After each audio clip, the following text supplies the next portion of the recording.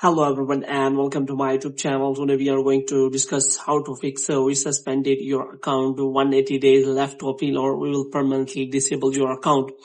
So if you are seeing this kind of screen on your Instagram login, because your account has been suspended and there are 180 days left, so that you can explain to the Instagram why they do not disable your account permanently.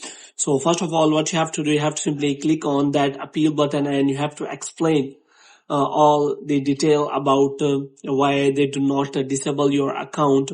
And if they are saying that you have violated any kind of community guidelines, then you can simply explain about that. So after that, they will take the decision whether they want to disable your account permanently or not. So you have the time of 180 days, so that you have to click on that appeal button. But if you have already tried that and nothing is responded from the Instagram, then what you have to do, you have to simply close this page. And after that, you have to simply open a new tab. And here what you have to do, you have to simply go to the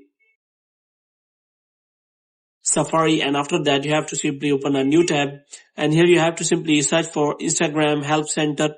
And after that you have to simply go for Instagram Help Center, and you have to search for the help center, whether they will help you or not. So here you can find the help center website. So here you have to simply look for.